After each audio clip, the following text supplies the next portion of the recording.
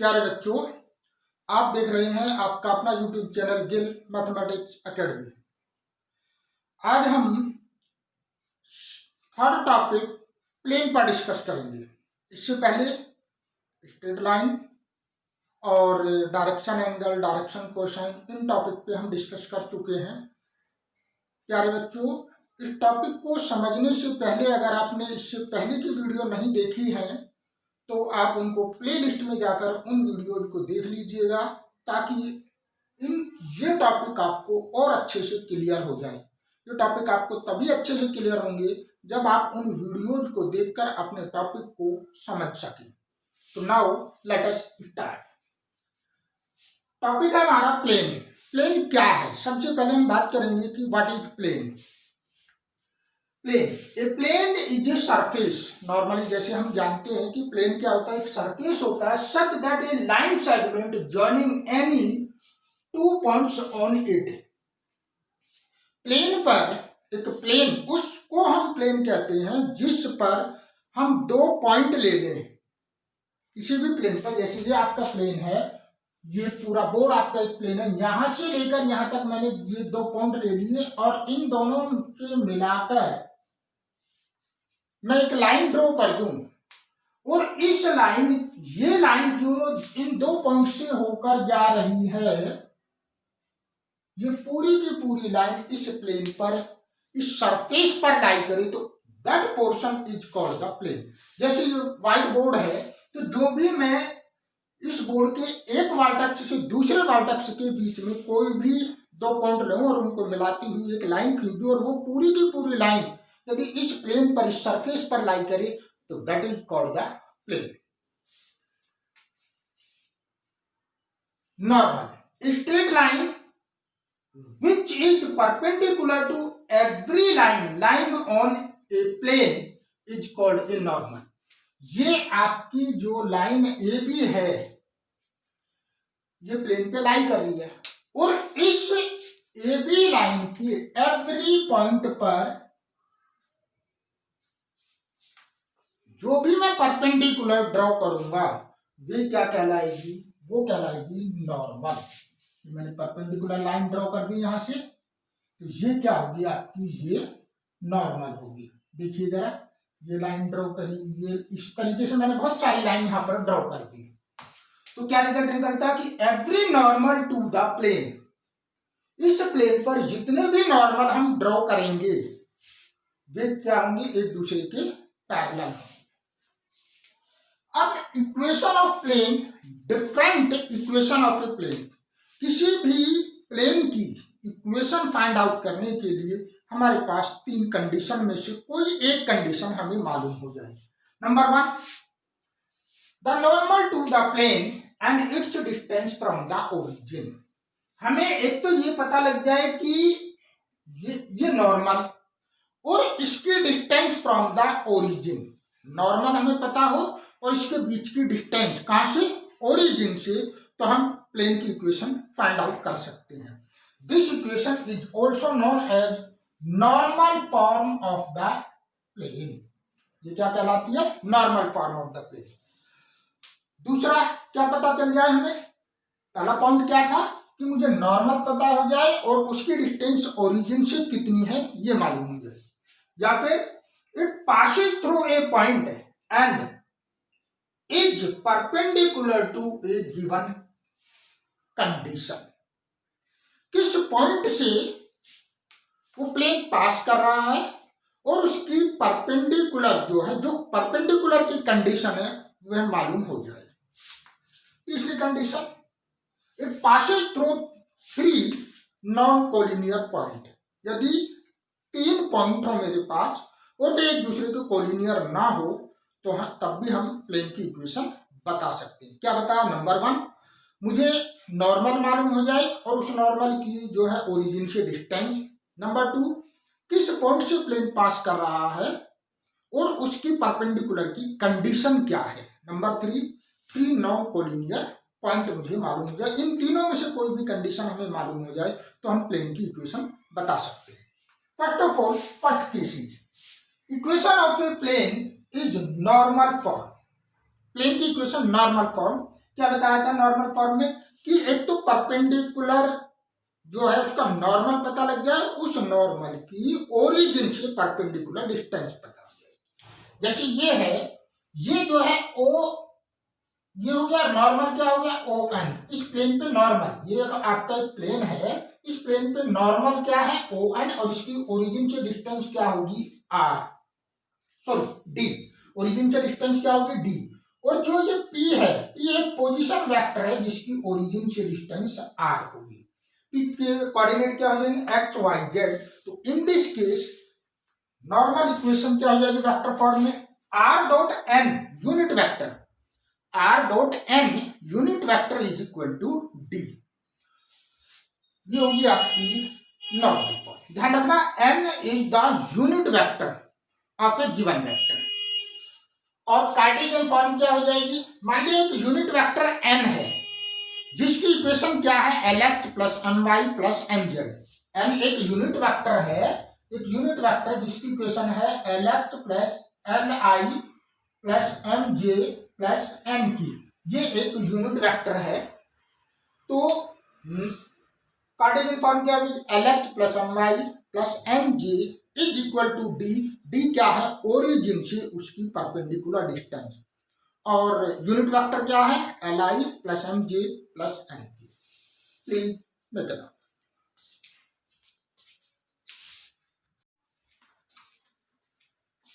Now second condition to find the equation of a plane. Equation of a plane क्या condition थी, second condition. First condition ये थी कि हमारी जो है नॉर्मल की जो डिस्टेंस है वो ओरिजिन से गिवन हो। यहाँ पर क्या है कि जो प्लेन है perpendicular to a given vector, plane जो है एक गिवन वेक्टर पे परपेंडिकुलर हो and passing through a given point, और वो जो प्लेन है एक गिवन पॉइंट से पास हो और वेक्टर पे परपेंडिकुलर। तो वेक्टर इक्वेशन क्या हो जाएगी उसकी, मान लिया जो पॉइंट है वो पॉइंट ए है, और जो गिवन वेक्टर है, जो पॉइंट है जिससे वो पास कर रहा है वो ए है, और इसका पोजीशन वेक्टर क्या हो गया ए, और गिवन वेक्टर क्या है एफ। तो क्या हो जाएगा r minus a, vector form r minus a dot n. और कार्टेशियन फॉर्म क्या होगी, मान लीजिए जो जिस पॉइंट से ये पास कर रही है, प्लेन जिस पॉइंट से पास कर रहा है उसके कोऑर्डिनेट है x1 y1 z1, और जिस वेक्टर पे वो परपेंडिकुलर है उसकी डायरेक्शन रेशियो है ए बी सी। तो इक्वेशन क्या होगी a x minus x1 plus b y minus y1 plus c z minus z1 is equal to 0। ये हो जाएगी Cartesian form of the plane. आप जानते हैं कि ए बी सी जो है डायरेक्शन कोसाइन के प्रोपोर्शनल होते हैं, यानी कि डायरेक्शन कोसाइन और डायरेक्शन रेशियो एक दूसरे के प्रोपोर्शनल हो सकते हैं। तो यहाँ पर हम एल एम और एन भी लिख सकते हैं, यानी कि हमारी अगर इक्वेशन नॉर्मल फॉर्म में है तब हम उसे कैसे लिख सकते हैं l x minus x1 m plus m y minus y1 plus m z minus z1 is equal to 0, जहां पर एल एम एन क्या है उस वेक्टर के डायरेक्शन कोसाइन है, और x1 y1 z1 जो है उस पॉइंट के जो जिस पॉइंट से वो पास कर रहा है उसके कोऑर्डिनेट है। Now third cases, equation of a plane passing through 3 non collinear point. जो प्लेन है वो 3 नॉन कोलिनियर पॉइंट से पास कर रहा है। मान लिया वेक्टर फॉर्म के लिए मान लिया 3 पॉइंट है ए बी सी जो कि नॉन कोलिनियर है, और इनके पोजीशन वेक्टर क्या हो जाएंगे ए वेक्टर बी वेक्टर और c vector. In this case equation हो जाएगी r minus a dot b minus a cross c minus a is equal to 0। अगर हमें निकालना है यहाँ पर कार्टेशियन फॉर्म तो हम क्या करेंगे, let point a b c 3 non collinear point है हुज कोऑर्डिनेट पॉइंट क्या होगी, पॉइंट ए के हैं x1 y1 z1, point B के x2 y2 z2 और पॉइंट सी के x3 y3 z3। तब हमारी जो है इक्वेशन क्या होगी Cartesian form of plane x minus x1 y minus y1 z minus z1 x2 minus x1 y2 minus y1 z2 minus z1 x3 minus x1 y3 minus y1 z3 minus z1 का determinant. याद करने का तरीका, यहाँ पर तो x रहेगा, y रहेगा, z, तो x माइनस x1, फिर x2 माइनस x1, देखिए ये सेम है, फिर x3 माइनस x1, ये सेम रहेंगे आपके। इधर y minus y1, y2 minus y1, z y3 minus y1, देखिए y1 सेम है, z minus z1, z2 minus z1, z3 minus z1। तो इस तरीके से हम इक्वेशन ऑफ प्लेन निकाल सकते हैं यदि 3 नॉन कोलिनियर पॉइंट हमें गिवन है। Please make it up.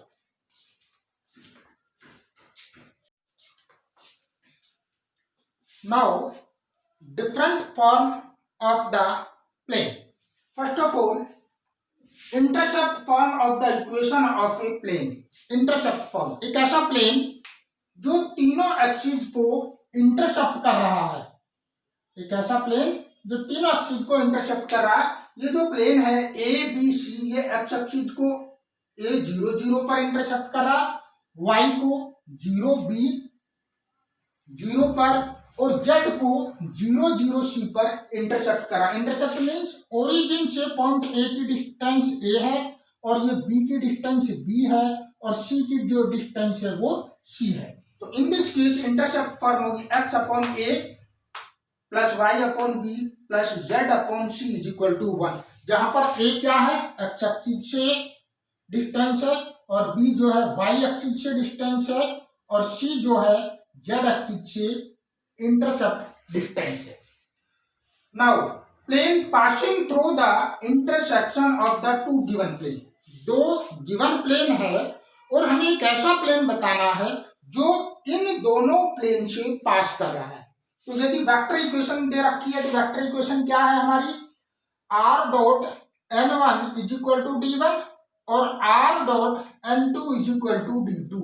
यदि ये वेक्टर फॉर्म, दो वेक्टर फॉर्म दे रखी है और इनसे कंबाइंड एक हमें प्लेन बनाना है, ये दो प्लेन की वेक्टर फॉर्म है तो इनसे कंबाइंड बनाना है, तो हम क्या करेंगे, r dot n1 plus lambda n2 और d1 प्लस लैम्डा d2, जहां पर लैम्डा एक रियल नंबर है। और यदि कार्टेशियन फॉर्म में दे रखी है means a1x plus b1y plus c1z minus d1 is equal to 0 और a2x plus b2y plus c2z minus d2 is equal to 0, तब हमारी रिक्वायर्ड इक्वेशन ऑफ प्लेन क्या होगी, कंबाइंड प्लेन क्या होगी उनकी, a1x plus b1y plus c1z minus d plus lambda a2x plus b2y plus c2z minus d is equal to 0। ये जो हमारा रिक्वायर्ड प्लेन है, ये प्लेन इन दोनों प्लेन पर या तो एक पॉइंट पर इंटरसेक्ट करेगा, पॉइंट मीन्स एक लाइन, या फिर वो इसके परपेंडिकुलर होगा या एक पॉइंट से पास होगा। Now equation of a plane parallel to a given plane, हमें एक प्लेन की इक्वेशन बतानी है जो एक गिवन प्लेन के पैरेलल है। तो पैरेलल मीन्स यदि दो प्लेन आपस में पैरेलल हैं तो उनकी जो ओरिजिन से परपेंडिकुलर डिस्टेंस होगी वो सेम होगी।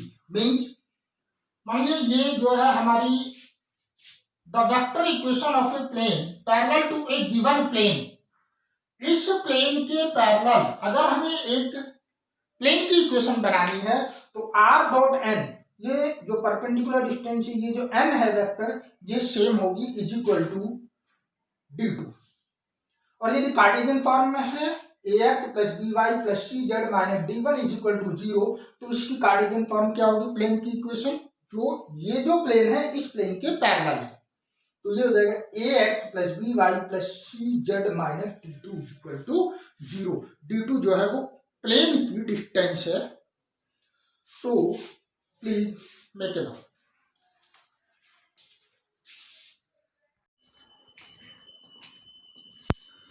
Now coplanarity of two lines, दो लाइन कोप्लेनर कब होती हैं, जब वे दोनों लाइन उस प्लेन के अंदर लाई करती हैं, तो हम कहते हैं कि बोथ लाइन आर कोप्लेनर। तो what is the condition of coplanar, सबसे पहले हम बात करेंगे वेक्टर फॉर्म की।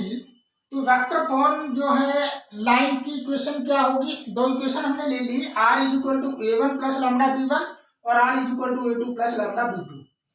यदि a2 minus a1 dot b1 cross b2 is equal to 0 हो जाता है तो हम कहते हैं कि ये दोनों लाइन आपस में कोप्लेनर है। इट मीन्स क्या है कि यदि शॉर्टेस्ट डिस्टेंस दोनों की 0 हो जाए तो हम कहते हैं कि वे दोनों लाइन आपस में कोप्लेनर है।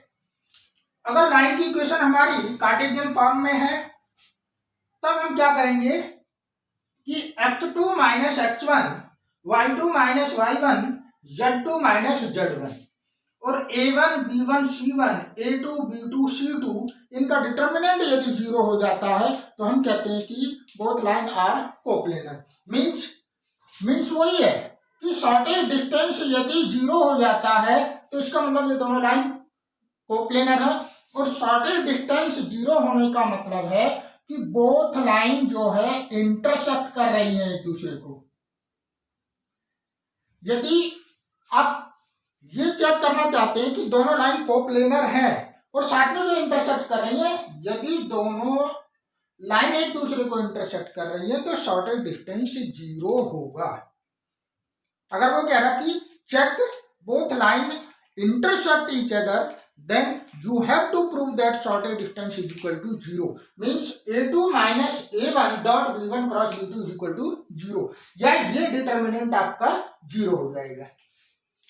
नाउ नेक्स्ट पॉइंट है एंगल बिटवीन टू प्लेन्स। दो प्लेन के बीच का एंगल हमें यहाँ पर बताना है। एक प्लेन की इक्वेशन है r dot n1 is equal to d1 और r dot n2 is equal to d2।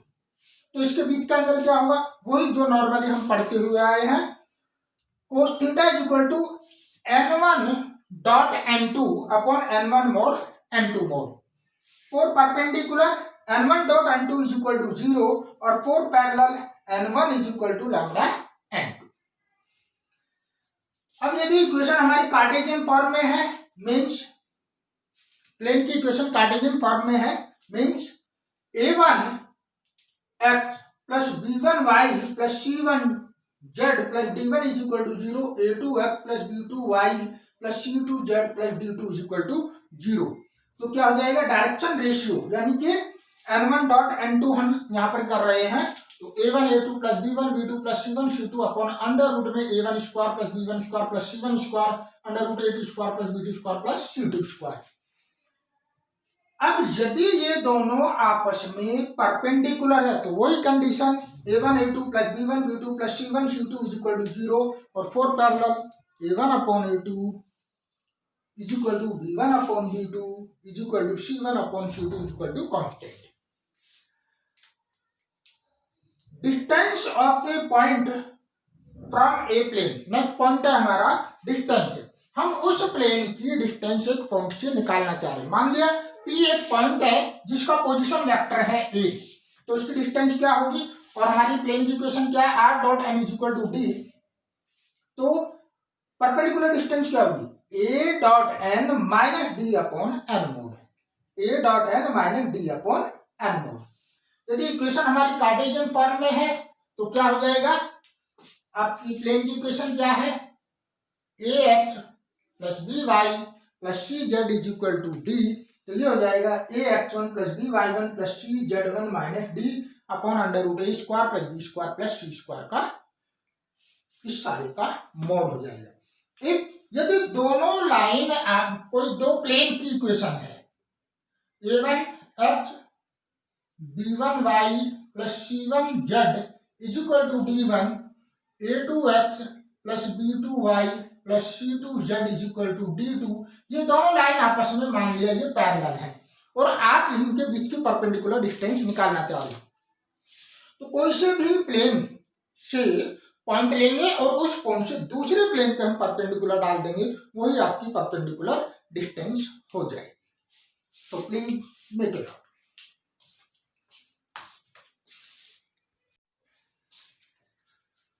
Now next point है हमारा angle between a line and a plane. ये आपका एक प्लेन है तो इस पे एन क्या होता है, आपका नॉर्मल होता है, आप जानते हैं, और इसकी इक्वेशन क्या होती है, r dot n is equal to d, और एक लाइन की इक्वेशन है, ये लाइन है आपकी r is equal to a plus lambda b, इनके बीच का एंगल हमें बताना है। तो क्या होगा, b dot n upon b mod n mod sine phi, उस एंगल को हमने फाई मान लिया, या sine theta is equal to b dot n upon b mod n mod. Most important point कि यदि लाइन प्लेन के पैरेलल हो, यदि लाइन प्लेन के पैरेलल हो तो क्या होगा, यदि लाइन हमारी प्लेन के पैरेलल है, देखो लाइन ऐसी जा रही है, इसका ये बी वेक्टर हो गया, और ये क्या है, नॉर्मल। आप जानते हैं नॉर्मल क्या होता है, तो आप देख रहे हैं यहाँ पर एन और बी एक दूसरे के परपेंडिकुलर है, तो आई मीन कि यदि लाइन प्लेन के पैरेलल है तो कंडीशन होगी b dot n is equal to 0। जो में हम दो लाइन के बीच का परपेंडिकुलर या पैरेलल देखते हैं, तो उसमें जो परपेंडिकुलर की कंडीशन होती है इसमें पैरेलल हो जाती है, और इसमें जो पैरेलल की कंडीशन है वो परपेंडिकुलर हो जाती है। कैसे, मान लीजिए ये एन वेक्टर है और ये लाइन जो है इस प्लेन पे परपेंडिकुलर है, तो उसकी डायरेक्शन ऐसे होगी बी वेक्टर की, तो बी वेक्टर और n vector both are parallel. तो क्या हुआ कि यदि कोई भी लाइन और प्लेन आपस में परपेंडिकुलर है, हम या ये कह सकते हैं कि लाइन जो है प्लेन के पैरेलल है, लाइन प्लेन के पैरेलल है, तो b dot n is equal to 0 होगा, और यदि लाइन प्लेन पे परपेंडिकुलर है तो b वेक्टर और n vector both are parallel, इसलिए यहां पर हो जाएगा b vector is equal to mu n। यदि कार्टेशियन फॉर्म में है तो कार्टेशियन फॉर्म में क्या होगा, r minus x1 upon a1, sorry x minus x1 upon a1, y minus y1 upon b1, z minus z1 upon c1। ये किसकी equation होगी, लाइन की। और a2x plus b2y plus c2z is equal to d, ये होगी आपकी plane की equation. तो क्या होगा angle, a1 b1 sorry a1 a2 plus b1 b2 plus c1 c2 upon square root of a1 square plus b1 square plus c1 square, square root of a2 square b2 square c2 square का। फिर वही चीज, if line is parallel to plane then a1 a2 plus b1 b2 plus c1 c2, a1 a2 plus b1 b2 plus c1 c2, तो क्या हो जाएगा ये is equal to 0। कब, जब लाइन प्लेन के पैरेलल हो, जब लाइन प्लेन के पैरेलल होगी तो b और n एक दूसरे के परपेंडिकुलर होंगे, तो पैरेलल के लिए क्या हो जाएगा, a1 a2 plus b1 b2 plus c1 c2 is equal to 0, और परपेंडिकुलर के लिए क्या हो जाएगा, यदि लाइन जो है प्लेन पे परपेंडिकुलर है तो b वेक्टर और n vector both are parallel. तो ध्यान रखना इसमें, डोंट कंफ्यूज, बस ये इमेज कर लेना फिगर कि उसने कहा लाइन प्लेन के पैरेलल है, तो जो प्लेन का नॉर्मल है और b वेक्टर है वो एक दूसरे के परपेंडिकुलर होंगे। और यदि वो कह रहा है कि लाइन प्लेन पे परपेंडिकुलर है तो जो प्लेन का नॉर्मल है और बी वेक्टर है बोथ आर पैरेलल, मींस यदि लाइन और प्लेन की बात कर रहा है तो हमारी कंडीशन लाइन टू लाइन या प्लेन टू प्लेन में जो पैरेलल वाली कंडीशन है वो इसमें परपेंडिकुलर में हो जाएगी, और जो परपेंडिकुलर वाली कंडीशन है वो पैरेलल में हो जाएगी। रीजन मैंने आपको बताया, प्लीज मेक इट आउट।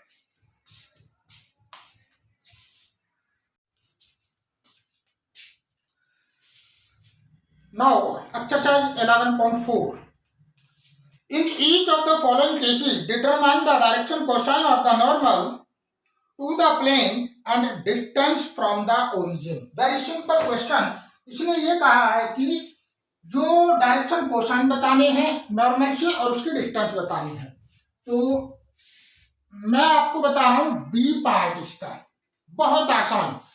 इस इक्वेशन को, इन इक्वेशन को हम नॉर्मल फॉर्म में चेंज कर लेंगे, change into a normal form, और जो एक्स वाई जेड के कोफिशिएंट हो जाएंगे, जब वो नॉर्मल फॉर्म में इक्वेशन हो जाएगी प्लेन की, तो जो एक्स वाई जेड के जो कोफिशिएंट होंगे वो आपके क्या हो जाएंगे, डायरेक्शन कोसाइन। कैसे चेंज करेंगे देखिए, x plus y plus z is equal to 1 दिया हुआ है, तो नॉर्मल फॉर्म में चेंज करने के लिए क्या करेंगे, हम डिवाइड कर देंगे इक्वेशन को स्क्वायर रूट ऑफ एक्स का कोफिशिएंट प्लस वाई का कोफिशिएंट प्लस जेड का coefficient is equal to square root of 3 हो जाएगा। पूरी इक्वेशन को डिवाइड कर दो, 1/√3x plus 1/√3y plus 1/√3z is equal to 1/√3। That means direction cosine क्या हो जाएंगे इसके, इज इक्वल टू 1/√3 और 1/√3। और नॉर्मल डिस्टेंस यानी कि ओरिजिन से डिस्टेंस कितनी हो जाएगी इसकी, डिस्टेंस इज इक्वल टू 1/√3। ये जो है आपकी ओरिजिन से डिस्टेंस हो जाएगी। ध्यान रखना, ओरिजिन से जो डिस्टेंस होती है वो पॉजिटिव होती है, डिस्टेंस कभी भी नेगेटिव। इनकेस अगर यहाँ पर माइनस आ जाता है तो पूरी इक्वेशन को माइनस से डिवाइड कर देंगे, फिर डायरेक्शन कोसाइन और लिखेंगे। It's very simple. So please DIP और DIP, please do its practice, please make a note.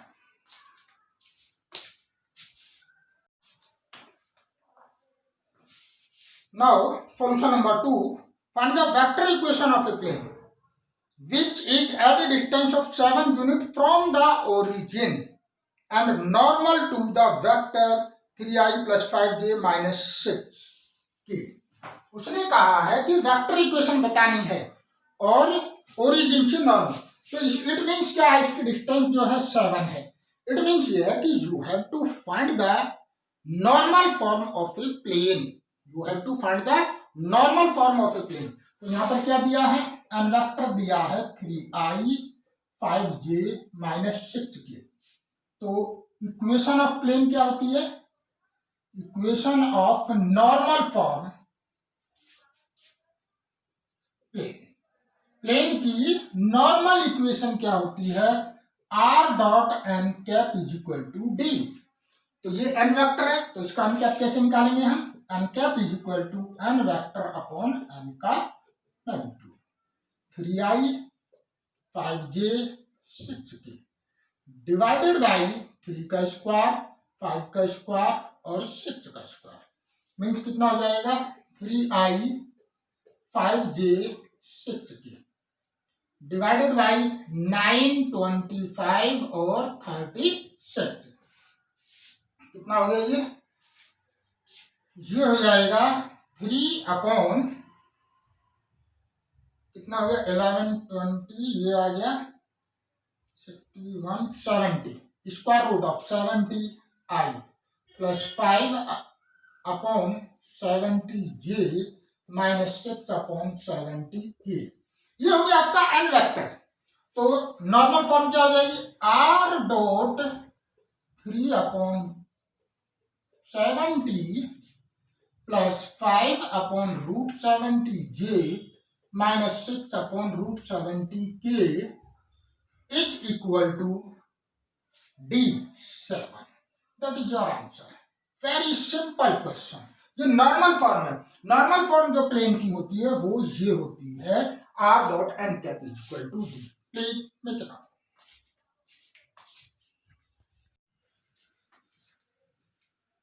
Now solution number 3, find the Cartesian equation of the following planes. ये किस फॉर्म में है, वेक्टर फॉर्म में। हमें इसे चेंज करना है कार्टेशियन इक्वेशन में प्लेन। तो पहला पॉइंट दिया है r.i plus j minus k is equal to 2। तो मैं एक पार्ट यहाँ पर समझा रहा हूं, बाकी सेम होंगे यहाँ पर। तो क्या है यहाँ पर, r is the position vector of any arbitrary point P x y z is क्या होगा, r इज इक्वल टू, यदि r एक पोजीशन वेक्टर है प्लेन पर, जिसके कोऑर्डिनेट हैं एक्स वाई जेड, मतलब इस पॉइंट के हमें पोजीशन वेक्टर क्या होगा आर की, एक्स आई प्लस वाई जे प्लस जेड के। इसे हम पुट कर देंगे इक्वेशन 1, आई प्लस जे प्लस के माइनस के इज इक्वल टू 2। तो ये कितना हो जाएगा, एक्स आई वाई जे प्लस जेड के dot I plus J minus के इज इक्वल टू 2। दोनों का डॉट कर देंगे, दैट इज योर आंसर। तो ये कितना हो जाएगा, x plus y plus z is equal to 2, that is your answer. Similarly अगर मैं बात करूं इसी तरीके से डायरेक्ट आंसर भी यहाँ पे हम लिख सकते हैं, 2x plus 3y minus 4z is equal to 1। यहाँ पर लिख सकते हैं s minus 2tx 3 minus t y और 2s plus t z is equal to 15। In this way please DIP do its practice. Please make a note.